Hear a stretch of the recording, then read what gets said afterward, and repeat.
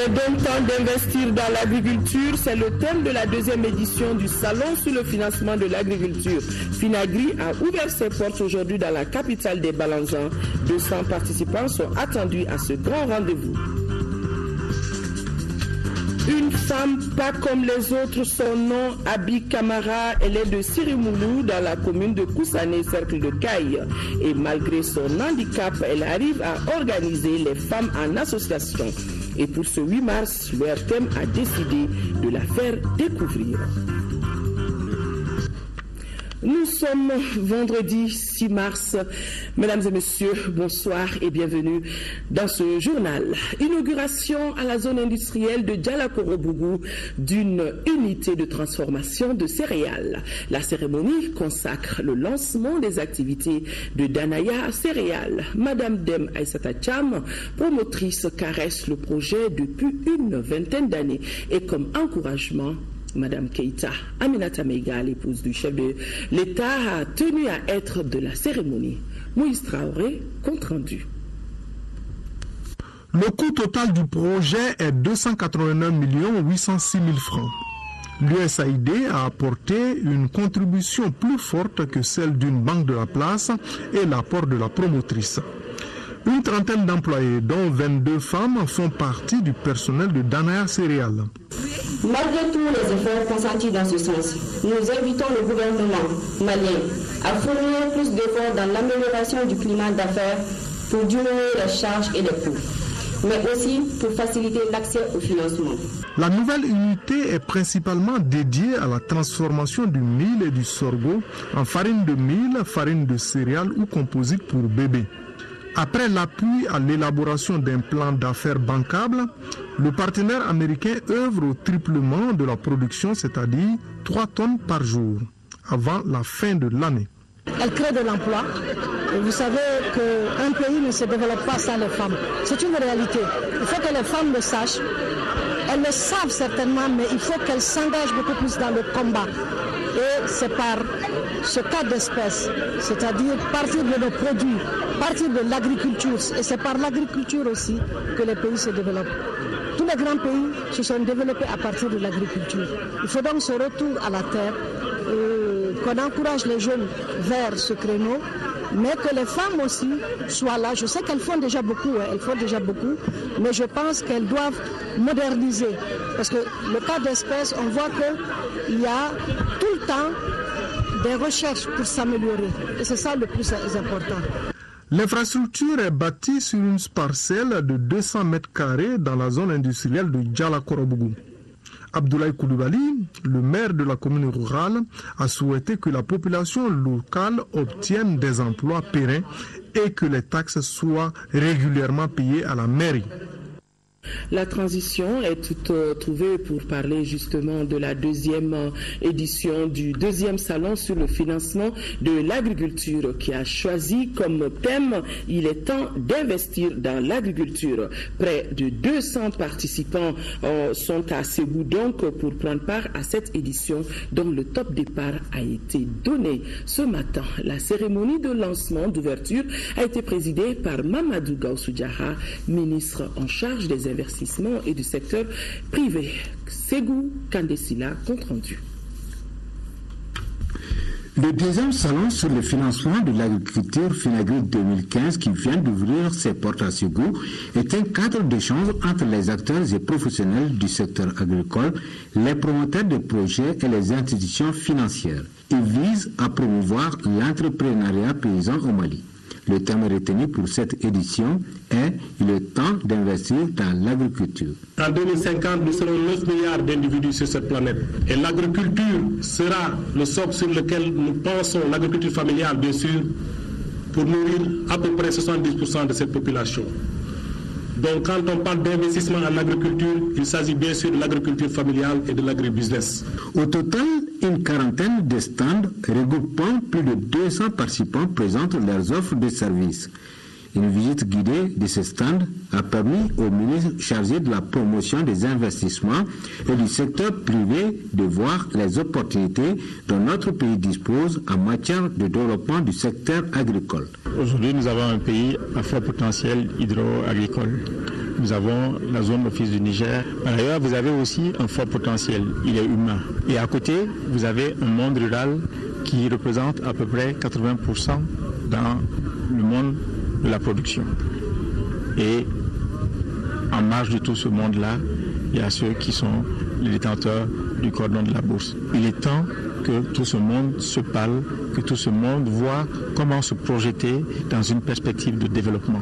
Les participants mettront ce salon à profit pour également échanger sur des thématiques se rapportant aux produits financiers novateurs concernant le secteur de l'agriculture et l'amélioration de la gestion de l'environnement, des investissements et risques liés au financement de l'agriculture.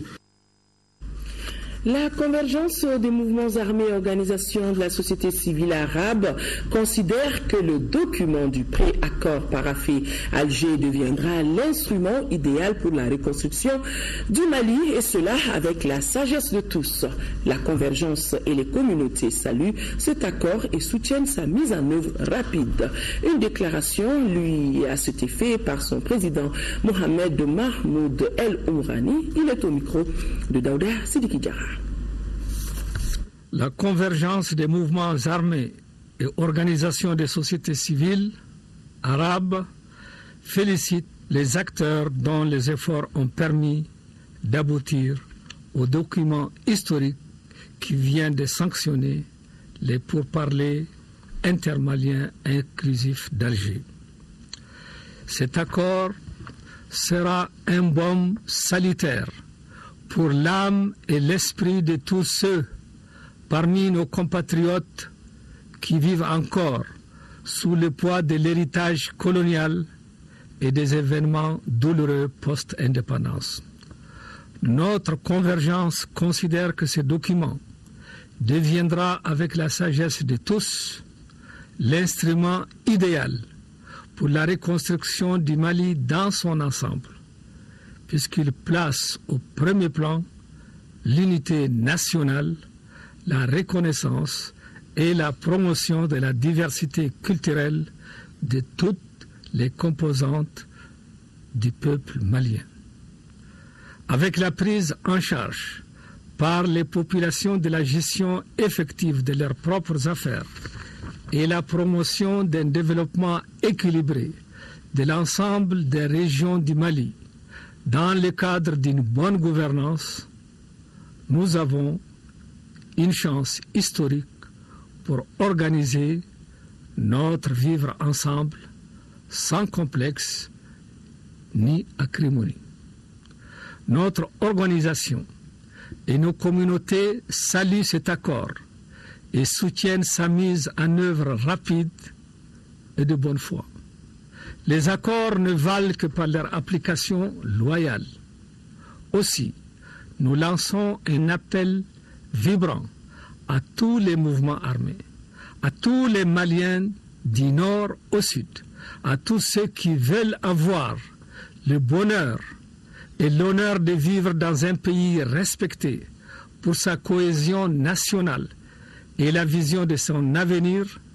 À tous, nous demandons de bien comprendre la portée historique de cet accord et de se mobiliser pour sa mise en œuvre rapide. Autre déclaration, celle de la plateforme des chefs traditionnels et coutumiers Touareg du Mali, qui félicite et encourage le gouvernement dans sa démarche, une démarche tendant à privilégier le dialogue comme seule arme efficace pour aller vers une paix durable. La plateforme demande à la coordination des mouvements de l'Azawad de faire preuve de sacrifice, d'un don de soi et d'accepter l'esprit de compromis en paraphant ce document qu'elle estime très consensuel. Le secrétaire général Hamma Ag Mohamed de la plateforme est au micro de Daouda Sidiki Diarra. Déclaration de la plateforme des chefs traditionnels et coutumiers Touareg du Mali.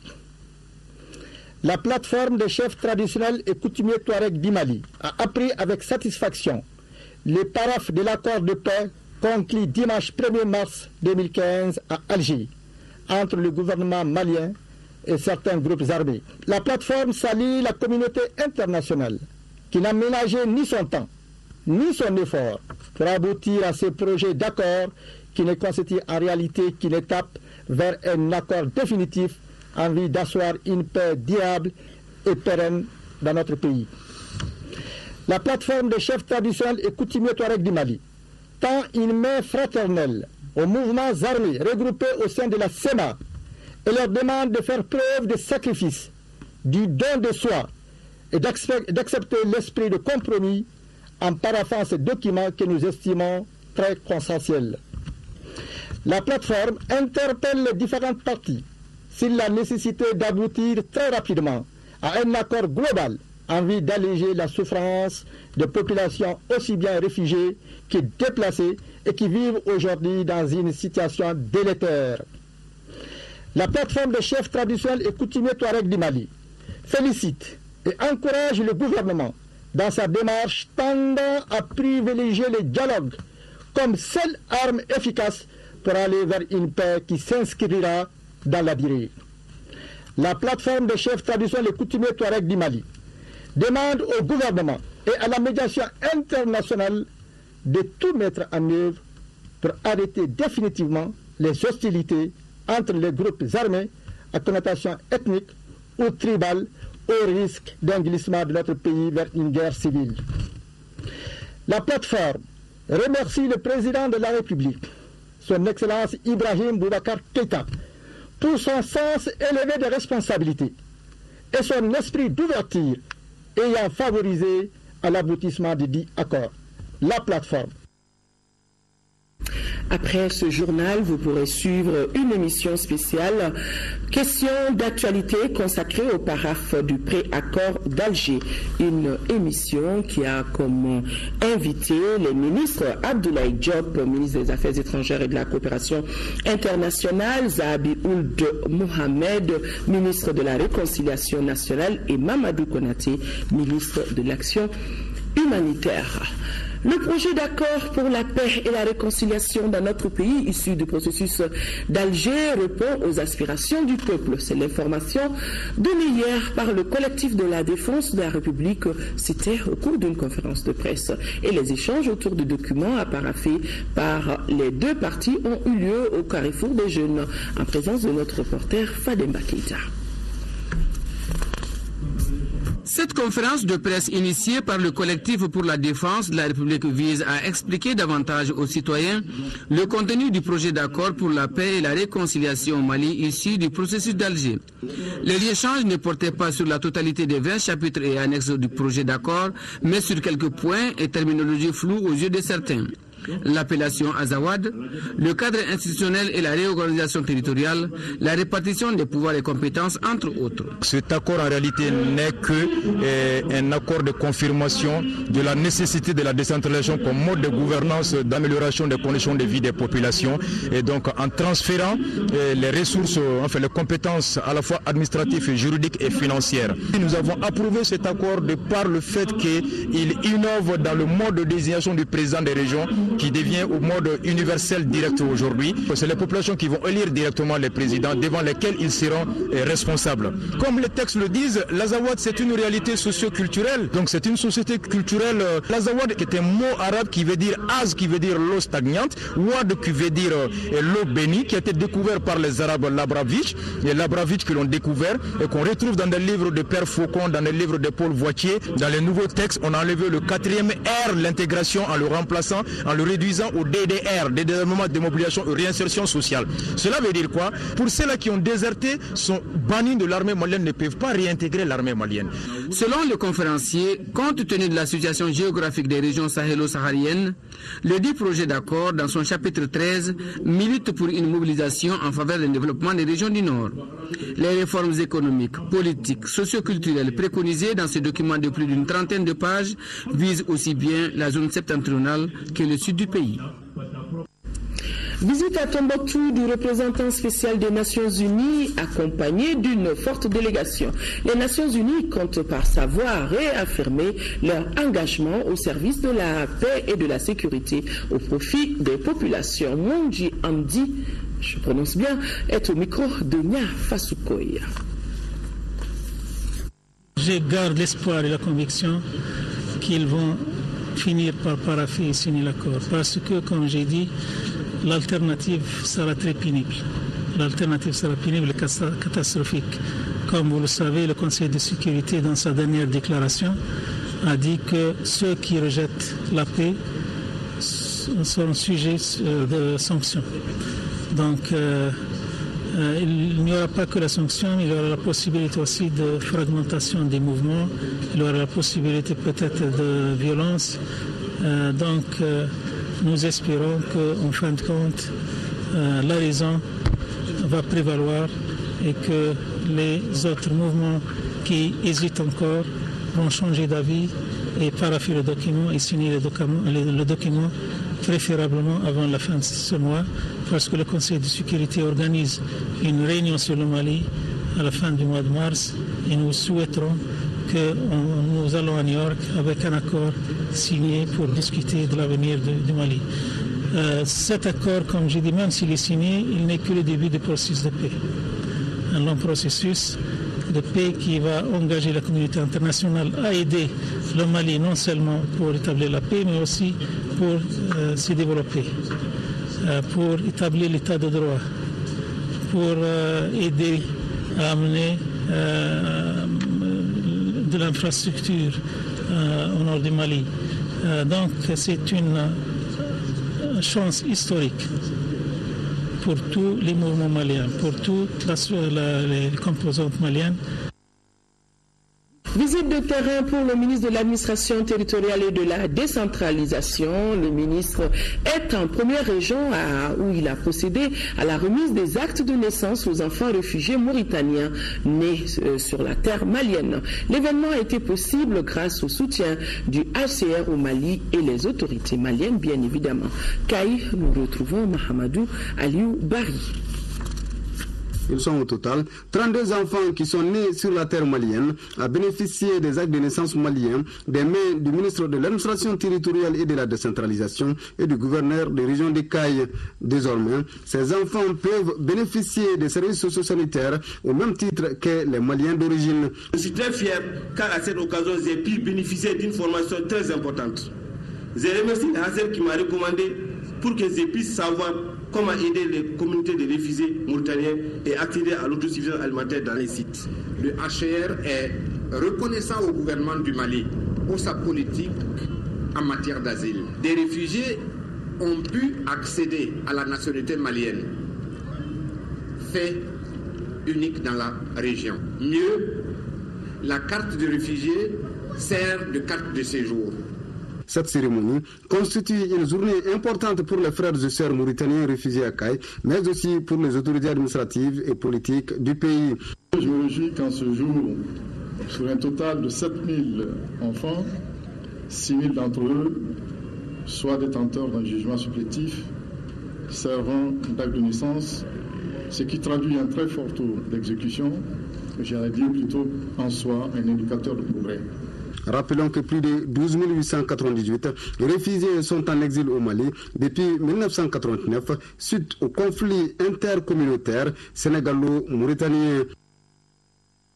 Le ministre des Affaires étrangères et de la coopération internationale a signé avec le commissaire à la coopération internationale et au développement de l'Union européenne le 11e programme indicatif national qui alloue au Mali la somme de 615 millions d'euros, soit plus de 403 milliards de francs CFA pour une période de 5 ans. Le ministre Abdoulaye Diop s'est réjoui de la mise à disposition du Mali de cette importante enveloppe financière. Nous espérons pouvoir vous faire voir cette interview du ministre des Affaires étrangères et de la coopération internationale depuis Bruxelles. Bientôt, une carte topographique numérique pour l'Institut géographique du Mali sur Bamako. Le projet de réalisation de la carte se fera dans le partenariat entre le Mali et la République du Japon. Et ce projet va durer 2 ans pour un coût total, un coût d'un peu plus d'1 milliard de francs CFA. Les deux parties viennent de procéder au lancement du projet en présence de notre reporter Adama Koulibaly.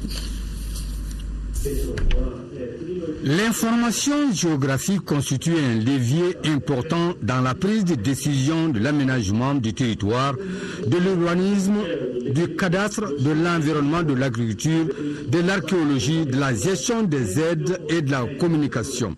Ce projet a pour but d'aménager la carte topographie numérique nécessaire à l'élaboration des programmes de développement d'infrastructures, de gestion d'eau et d'environnement. En plus, il permettra à l'Institut de rédiger et rénover les cartes topographiques à travers le transfert de technologie. Ce projet aura comme but de faire la réalisation orthophotocartes à l'échelle 1/5000 couvrant une superficie d'environ 1400 km². La réalisation de données couvrant une superficie de 520 km². Autre contenu de ce projet, le transfert de technologies à des cadres maliens pour la réalisation de cartographie numérique à grande échelle. Force est de constater que les pays du monde se sont engagés dans le processus de production et de diffusion de données spatiales de plus en plus diverses, nettes et précises.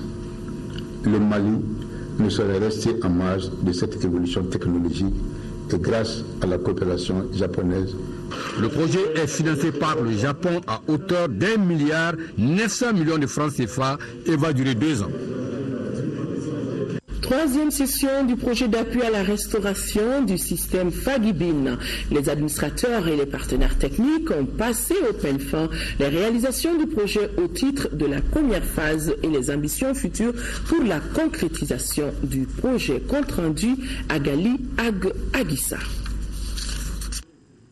La réalisation du projet d'appui à la restauration du système Fagibin reste déterminante dans le développement des régions du nord du Mali. Les administrateurs du projet étaient autour de la table à la faveur de la troisième session du comité de pilotage. Il s'agissait de faire le bilan des réalisations et dégager les perspectives. Aujourd'hui, notre satisfaction est grande parce qu'au moins une superficie importante par rapport aux 3 dernières années a été inondée. La grande activité maintenant, c'est l'étude de faisabilité du schéma directeur d'aménagement. Cette étude qui va nous permettre d'engager le processus de validation et de convocation de la table ronde des bailleurs. Le programme qui a été déjà exécuté, nous sommes à 774 millions. Les partenaires dont le Royaume de Norvège, principal bailleur de fonds, et le gouvernement entendent mettre les bouchées doubles pour la poursuite du projet dont la première phase va bientôt prendre fin. Nous pensons qu'il faut maintenant être plus ambitieux parce qu'il y a également l'augmentation des populations qui dépendent de ce système d'alimentation en eau qui joue un rôle très important sur leur activité agricole. Là, on a fait en quelque sorte de la subsistance, mais maintenant il va falloir faire du développement à moyen et à long terme. Le projet d'appui à la restauration du système Fagibin est une grande attente de toutes les populations de la zone, mais aussi de l'ensemble du septentrion de notre pays.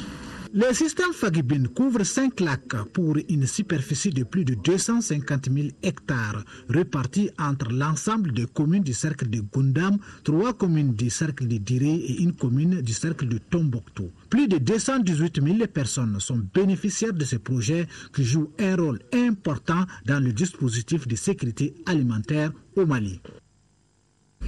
L'Agence pour le développement du Nord a tenu la première session extraordinaire de son conseil d'administration. Au menu, l'examen du procès-verbal du programme d'activité et du budget 2014 et celui du projet de budget 2015. Le budget 2015 de l'agence connaît une augmentation de 16,80%, nous dit Ibrahima Athiokari. Cette première session extraordinaire de l'Agence pour le développement du Nord du Mali ADNM se tient à un moment où le pays connaît un retour progressif de la paix et la sécurité. Les administrateurs de l'ADNM se penchent sur le rapport d'activité et le budget 2014 et le projet de budget 2015. À travers ces missions, nous envisageons d'accompagner fortement le processus de retour à la paix. dans les 3 régions du Nord qui ont souffert d'une crise, à travers notamment l'appui à l'organisation des rencontres intercommunautaires dans ces régions. Nous avons également en vue de former des communautaires à véhiculer le message de paix pour que plus jamais ce genre de conflit dans notre pays. Pour mener à bien ces activités, l'Agence pour le développement du Nord du Mali ne sera pas seule. L'agence sera fortement accompagnée par le gouvernement du Mali. Pour accompagner cette volonté de paix, le gouvernement du Mali, sous la conduite éclairée et l'impulsion de son Excellence Ibrahim Boubacar Keïta, président de la République, chef de l'État, soutiendra avec une détermination sans faille le développement global des régions du Nord à travers la mise en œuvre des grands projets et programmes structurants. L'accomplissement des missions de l'Agence pour le développement du Nord du Mali requiert une synergie d'action entre tous les intervenants.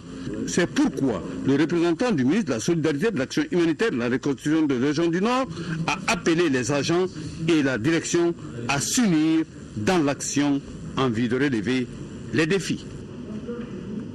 Autre conseil d'administration, celui du centre de formation en aquaculture de Molodo, qui affûte ses armes pour une meilleure promotion de la pisciculture au Mali, vient de tenir la 3e session de son conseil d'administration. Agali Aguissa, compte rendu. Le Mali dispose d'énormes potentialités aquacoles. C'est ce qui explique d'ailleurs la création d'un centre de formation pratique en aquaculture à Mouloudo dans le cercle de Nyuno en 4e région. Le centre tient la 3e session de son conseil d'administration pour jeter un regard rétrospectif sur son parcours. Le grand défi aujourd'hui est l'insertion de ces jeunes formés en aquaculture dans le secteur du travail. Le centre a entrepris en 2014 un certain nombre d'actions, à savoir l'équipement du centre en matériel informatique et en réseau Internet.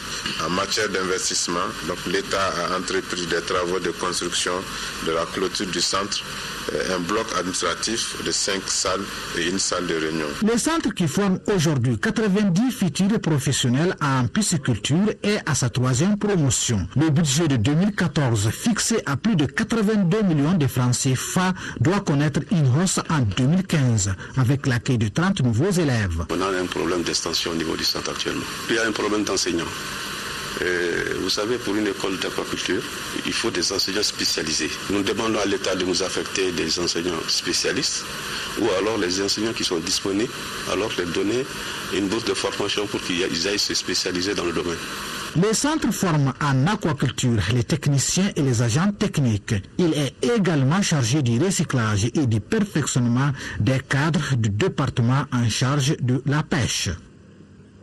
Les membres du comité de suivi du projet en charge de la transformation des sous-produits d'abattage étaient en concertation hier autour d'un certain nombre de points, à savoir le compte-rendu de la session précédente, la présentation du bilan 2014 et la programmation des activités de l'année en cours. Le point avec Fousseni Tunkara. Les sous-produits d'abattage désignent toute ou partie des animaux abattus qui ne font pas partie de la carcasse, comme par exemple le sang, les os, les cornes, les sabots, entre autres. La mise en valeur de ces différentes parties d'animaux est la préoccupation majeure du projet de transformation des sous-produits d'abattage. Le projet que nous avons vise essentiellement à valoriser les sous-produits d'abattage afin de les transformer en aliments pour la volaille et les poissons, en biogaz et en énergie, entre autres. Mais ce que je voudrais signaler, c'est que ces sous-produits aussi peuvent être utilisés dans la confection des objets d'art. Il s'agissait au cours de cette session du comité de suivi de faire le compte-rendu de la session précédente, présenter le programme de l'année en cours et faire le bilan des activités de 2014. Ce que nous avons réalisé, c'est les études pour l'implantation des ateliers de transformation des sous-produits d'abattage à Savalibou. Nous avons aussi renforcé la capacité des professionnels dans le cadre de la collecte, le transport et la transformation des sous-produits d'abattage. Nous avons aussi doté 18 centres d'abattage en petit matériel de récupération. Comme perspective, le projet de transformation des sous-produits d'abattage entend renforcer la capacité des intervenants du secteur. Il envisage également de mener une étude de faisabilité de la valorisation des sous-produits d'abattage à l'échelle nationale. La maroquinerie est un secteur important dans l'artisanat du Mali. Elle permet de valoriser les sous-produits d'abattage et générer les ressources pour les acteurs concernés. Et notre équipe de reportage, conduite par Moussa Fane, s'est mise sur les traces des maîtres maroquiniers qui exercent à la Maison des artisans de Bamako. Suivez plutôt. En plein essor, la maroquinerie innove, exporte et crée de l'emploi. Fadjala Dameli a son atelier à la Maison des artisans de Bamako. Chaque matin, il vient s'approvisionner auprès de vendeuses de peau. Formé à l'Institut national des arts, ce maroquinier a choisi de s'installer à son propre compte. Comme je suis sorti major de la promotion, directement on m'a pris à l'INA comme formateur. Donc j'ai formé de 82 jusqu'à 91, j'ai formé les élèves de l'INA.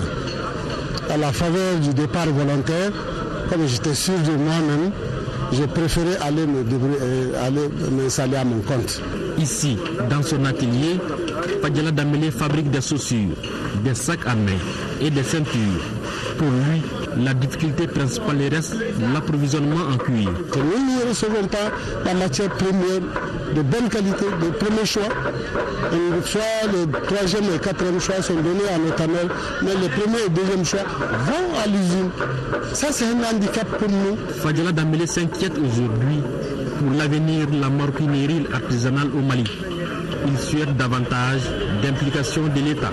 Les utilités, nous, qu'à voir, l'artisanat peut absorber plus de 80% des chômeurs. Des attentions particulières est nécessaire dans un pays en voie de développement. Valoriser le secteur artisanal serait une solution réaliste pour lutter contre le chômage. Le collectif des producteurs de coton a tenu hier une assemblée générale suivie d'un point de presse. C'était à la Bourse du Travail. Il s'agissait pour les responsables de faire la restitution de l'audience qu'ils ont eue avec le président de la République dans le cadre du contentieux intervenu dans la place du bureau de l'Union nationale des producteurs. Il a aussi fait part des actions menées pour leur permettre de rentrer dans leurs droits. Gaussou Sanogo, le président du collectif, est au micro de Moutibo Mariko. Depuis le mois de novembre, nous sommes en train de nous battre pour que au moins la loi soit respectée. Donc Dieu merci, le président de la République nous a reçus et on l'a expliqué exactement ce qu'il y a aujourd'hui au niveau de l'Union nationale. Je pense que notre appel a été entendu, le président nous a compris. Ce qui se passe aujourd'hui, c'est parce que notre organisation qui est l'Union nationale des producteurs de coton devait avoir élection. Mais pour nous, les élections n'ont pas été respectées. Et c'est pourquoi aujourd'hui, le collectif, nous, on se bat pour que ces élections soient organisées conformément au texte. La loi coopérative en République du Mali dit que c'est 3 ans renouvelables une fois. Mais après les 2 mandats, que tu sois bon ou mauvais, tu laisses. Mais aujourd'hui, notre bureau, le bureau de l'Union nationale des producteurs de coton qui existe, a fait déjà 7 ans. Le deuxième mandat a pris fin en 2013. Il n'y a pas eu d'élection. Donc, et ça a coïncidé avec une nouvelle loi qui est la loi Loada. Donc, il faut que les coopératives soient transformées conformément à la loi Loada. Bon, pour cette transformation aussi, qu'est-ce que les dirigeants ont fait? Ils ont commencé à mettre le bureau national d'abord en place pour descendre au niveau de la base. Et pour nous, ça c'est une vice de forme. Parce que pour mettre un bureau en place, c'est la base qui élit le niveau national. Donc c'est pourquoi nous on dit qu'on n'est pas d'accord et on veut que la loi soit respectée. Je vous le disais, le ministre des Affaires étrangères et de la coopération internationale a signé avec le commissaire à la coopération internationale et au développement de l'Union européenne le 11e programme indicatif national qui alloue à notre pays la somme de 615 millions d'euros, soit plus de 403 milliards de francs CFA, et cela sur une période de 5 ans. Le ministre des Affaires étrangères s'est réjoui de la mise à disposition du Mali de cette importante enveloppe financière. Il a exprimé au micro de Fatim Diallo depuis Bruxelles. Cette contribution extrêmement importante de l'Union européenne, environ 403 milliards de francs CFA pour les 5 prochaines années, vient au moment où le pays vient de paraffer un accord pour la paix et la réconciliation au Mali le 1er mars, mais aussi vient juste après la signature hier d'un accord de coopération avec le Luxembourg de 55 millions d'euros. Les 403 milliards de francs CFA de l'Union européenne constituent une contribution très importante dans des secteurs aussi qui sont des secteurs stratégiques pour le Mali. La réforme de l'État, et le renforcement de l'état de droit à travers aussi une partie en aide budgétaire, mais aussi le développement rural, la sécurité alimentaire, mais aussi l'éducation, sans compter à titre exceptionnel un financement pour la construction de la route Bourem-Kidal, qui lui-même fait partie c'est un des engagements de l'accord de paix pour la réconciliation au Mali. C'est-à-dire que bien avant la signature de cet accord, déjà, des engagements sont en train d'être mis en œuvre pour pouvoir vraiment aller de l'avant. L'Union européenne, vous savez, n'est pas un partenaire nouveau du Mali. Elle a été à nos côtés depuis les indépendances. Elle a investi dans beaucoup de secteurs. Il y a l'essentiel des routes construites au Mali, nous le devons à l'Union européenne. Mais aussi, même récemment, nous avons vu dans la crise que nous avons traversée depuis 2012, l'Union européenne a toujours été à nos côtés à travers la mobilisation fabuleuse qu'elle a réussi à faire autour du Mali, à travers l'organisation de la conférence des donateurs ici à Bruxelles, et dont la dernière session s'est tenue le mois dernier à Bamako, mais aussi à travers l'envoi de formateurs militaires et aussi de formateurs de gendarmes et de policiers dans le cadre d'un programme de formation civile. 9 officiers de l'EUTM ont reçu hier jeudi la médaille de mérite militaire à titre étranger et la médaille commémorative de campagne a été décernée à un sous-officier toujours à titre étranger. Des distinctions qui traduisent la reconnaissance des efforts consentis par les récipiendaires dans la formation des bataillons ainsi que leur accompagnement dans la réforme de notre armée nationale. Ces experts et formateurs en fin de mission ont été décorés par le ministre de la Sécurité et de la Protection civile, représentant son collègue de la Défense et des anciens combattants. Et le porte-parole des bénéficiaires a remercié le peuple et le gouvernement malien pour cette décoration et en retour a affirmé toute sa gratitude aux autorités pour la qualité de l'accueil qui leur a été réservé. La 20e promotion du centre de formation professionnelle Marie Nyaré porte désormais le nom de Keïta Aminata Maïga, épouse du président de la République. Ce sont au total 70 récipiendaires qui viennent de recevoir leur diplôme de fin de formation. La cérémonie de présentation et de remise officielle du trophée de dédicace symbolique à l'épouse du chef de l'État a précédé celle de la remise de diplôme des apprenants du centre Marie Nyaré et la lauréate du prix international de la qualité s'appelle Traoré Oumou Traoré. Les détails avec Aïssata Saliou Maïga. La 20e promotion du centre de formation professionnelle Marie Nyaré porte le nom de Keïta Aminata Maïga. Après 3 ans de dur labeur dans les domaines de la coupe couture, des stylismes, de mode et de broderie, ces 70 apprenants viennent de recevoir leur diplôme. En plus des attestations, les 3 premières de la promotion 2014-2015 ont reçu des machines à coudre. Les métiers que nous enseignons aux jeunes est un créneau porteur car la mode vestimentaire est en perpétuelle évolution. Elle est l'un des secteurs qui ne connaît pas encore le chômage, surtout pour les filles. L'initiative a été hautement saluée par la représentante de l'épouse du chef de l'État. Nous devons alors saluer cette initiative qui encourage l'entreprise privée en faveur de la tranche d'âge, non seulement la plus nombreuse, et la plus sensible, mais surtout sur laquelle repose l'espoir de la nation. Il s'agit bien sûr de la jeunesse. Du coup, Elle constitue un clin d'œil à cette autre frange importante de notre société, à savoir les filles. Des défilés de mode ont mis fin à la cérémonie. Auparavant, la représentante de l'épouse du chef de l'État, les ministres de la promotion de la femme, de l'enfant et de la famille, de la culture, de l'artisanat et du tourisme ont pris part à la cérémonie de présentation et de remise officielle du trophée de dédicace symbolique à la première dame de notre pays. Une cérémonie qui s'inscrit dans le cadre de la récompense du mérite et de la journée internationale de la femme. La lauréate du prix international de la qualité s'appelle Traoré Oumou Traoré, femme entrepreneur et promotrice du restaurant La Vieille Marmite. Ce produit, je l'ai considéré comme un outil que je peux utiliser au service de cette brave dame qui, malgré son âge, tout le monde voit comment elle continue à se battre. Tout ce qu'elle a fait, elle est passée par le privé. Elle maîtrise tout. Personne n'a besoin d'aller lui dire il y a ça, elle comprend tout. Mais je l'ai toujours vue avec une idée constructive. Le ministre de la promotion de la femme, de l'enfant et de la famille a profité de l'occasion pour exprimer toute sa fierté à la lauréate.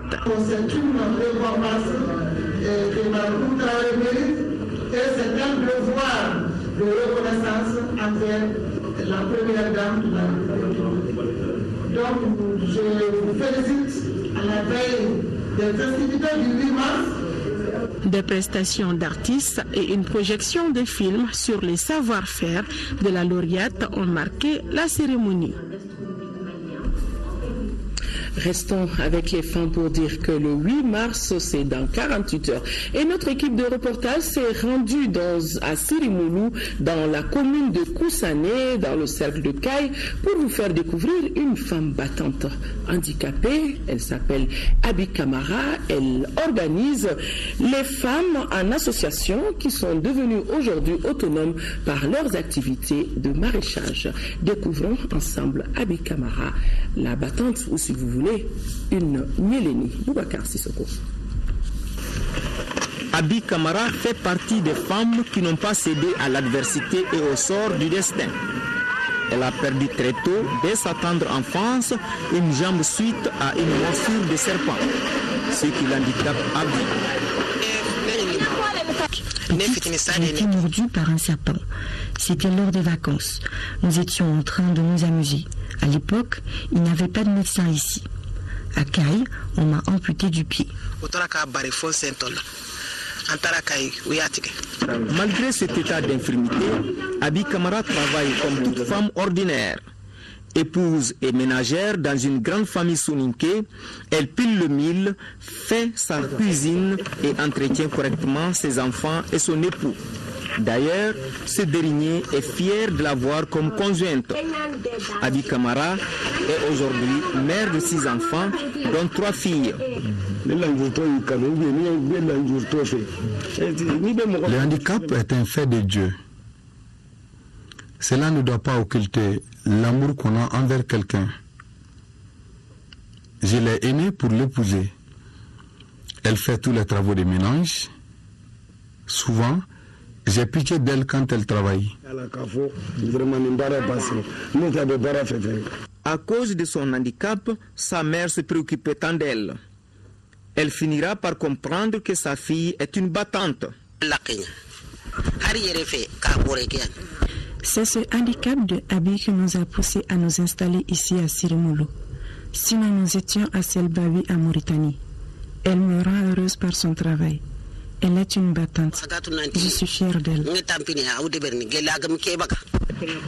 Femme leader, Abi Kamara est la locomotive du développement de son village, Sirimoulou, dans le cercle des Cailles.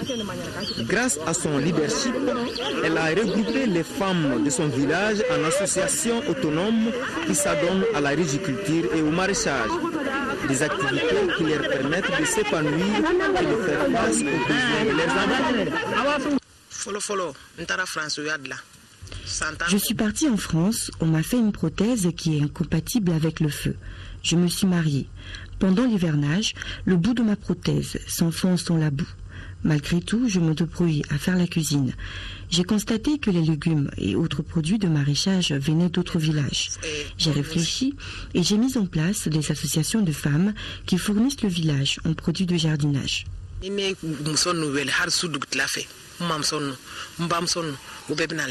Il y a tant de personnes qui se trouvent dans la même situation que Abi Kamara. Ces dernières sont à la limite fatalistes. Celles-ci, dans la majorité, vivent de la mendicité. Abi Kamara, grâce à sa clairvoyance, a décidé d'être une actrice du développement local. Le moins qu'on puisse dire, Abi est un personnage immense, sans limite, qui croit aux vertus du travail, comme pour dire que nul ne doit désespérer dans la vie, quelle que soit sa situation. Et oui, quand femme veut, elle peut. Direction maintenant Ouagadougou, se poursuit le festival panafricain du cinéma de Ouagadougou. En marge du FESPACO se tient le salon international de la télévision et du cinéma africain MICA, cadre d'échange et de contacts entre les professionnels du métier, cinéma et de télévision. Il offre aux autres acteurs des opportunités pour faire avancer leurs projets au profit du cinéma et de la télévision. Sori Ibrahima Keita, un de nos envoyés spéciaux à Ouagadougou. Sori Ibrahima Keita a fait un tour suivant ce reportage.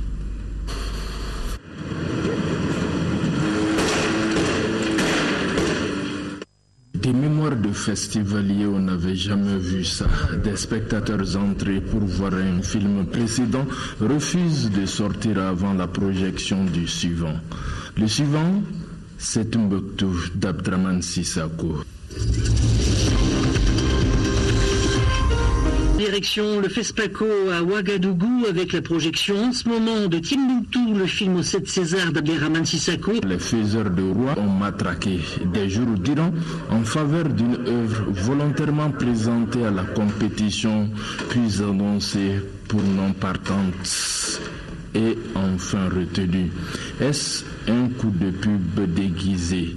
Moi, j'ai jamais décidé de ne pas venir au FESPACO. Donc, à partir du moment où j'ai inscrit mon film, mon souhait c'était non seulement que le film soit montré, et que j'ai d'être présent. Voilà qui explique donc le débordement pacifique du petit local du cinéma Burkina. Sous les vigilants des forces spéciales, menaces terroristes annoncées obligent.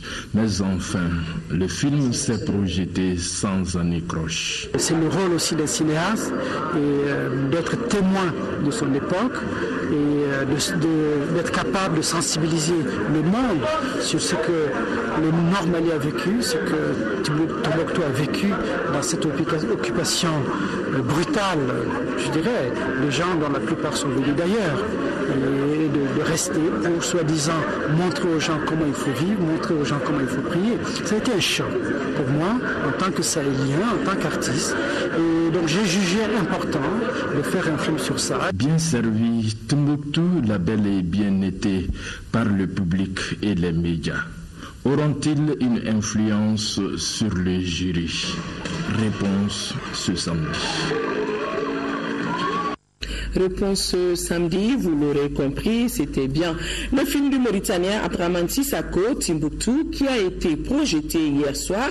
C'était au ciné Burkina qui avait refusé du monde. On l'a d'ailleurs vu dans ce reportage de Sori Ibrahima Keita. Raison apparemment la polémique sur le maintien ou non de l'œuvre dans la compétition, mais aussi et surtout la publicité médiatique qui ne dit pas son nom sur un film qui a eu récemment 7 prix César, mais qui est sorti bredouille dans les autres rendez-vous cinématographiques qui ont suivi. Donc, réponse samedi lors de la clôture du festival panafricain du film de Ouagadougou. Mode, bijoux et parures du Soudan au Mali des années 46 à nos jours, c'est le titre d'une exposition qui a ouvert ses portes hier au Musée national du Mali.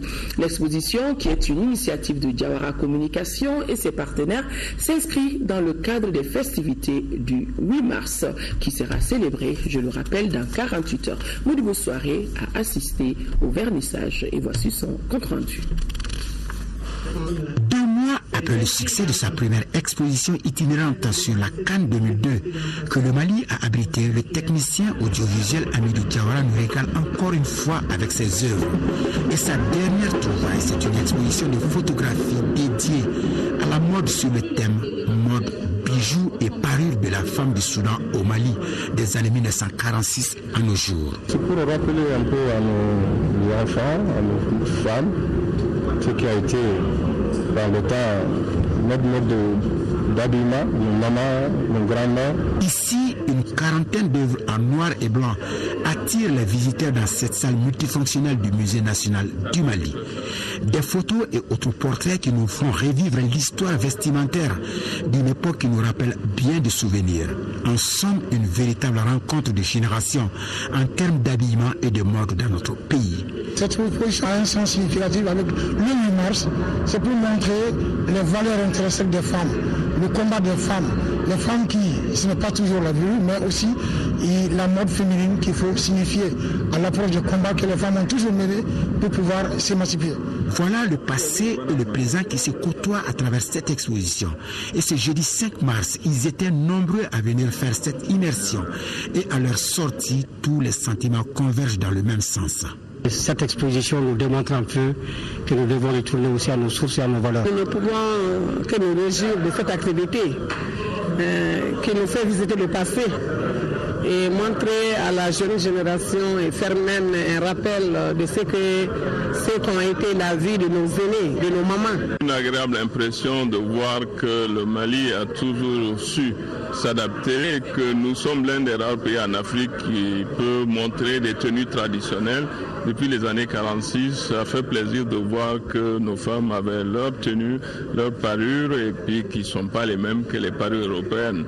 C'est l'un des rares pays dans la sous-région où on peut retrouver cette vitalité culturelle qui fait notre marque de fierté.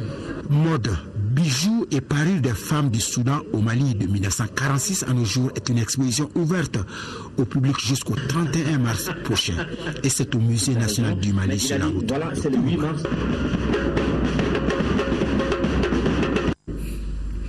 Sport Football, club de Ligue 1 du championnat national de football ont reçu des équipements de la part du principal sponsor et des ballons offerts par la FIFA. C'était au cours d'une cérémonie au siège de la Fédération malienne de football. Khalifa Namatraoré. La Fédération malienne de football et son partenaire raffermissent de plus en plus leurs liens. Les deux parties viennent une fois de plus de respecter la tradition en remettant des jeux de maillot à chacun des 16 clubs de Ligue 1. Un devoir mais aussi un plaisir pour le sponsor officiel du football malien dont le représentant s'est réjoui de la victoire des Aiglonnais au Niger. Orange Mali n'a jamais douté du football malien. C'est pour cela qu'on s'est investi corps et âme pour qu'il y ait des résultats. Aujourd'hui, il y a quelque chose de palpable que nous pouvons tous s'en réjouir, c'est-à-dire la victoire des cadets. Au niveau de la FEMA Foot, on prône également l'union sacrée et la solidarité de tous les acteurs du football autour des clubs et des sélections pour des résultats meilleurs. Ce championnat qui a déjà commencé, nous souhaiterons que ça se termine dans le fair play, dans le beau jeu, et que vous puissiez vraiment réitérer ce que nos enfants ont fait en championnat d'Afrique. Que la famille du football cesse les querelles intestines. L'apport du sponsor principal est passé de 16 à 20 millions francs CFA par club et par saison. La Fédération malienne de football a profité de cette cérémonie qui fait partie de son agenda pour distribuer les 680 ballons offerts par la Fédération internationale de football FIFA. Chaque ligue reçoit ainsi 30 ballons, 20 ballons pour chaque club de Ligue 1 et le champion de chacune des 9 ligues régionales 10 ballons. Ces genres de gestes sont faits pour le développement du football. Ça contribue vraiment à améliorer le jeu. Et nous en félicitons. Nous remercions encore une fois de plus la Fédération malienne de football et nous émettons le souhait que cela puisse se répéter, peut-être pour cette saison, mais en tout cas pour les saisons à venir. Avec les maillots de Orange Mali et les ballons de la FIFA, les clubs peuvent se mettre sereinement au travail. À suivre après cette édition, un magazine sur la participation du Mali à la conférence internationale annuelle sur les mines.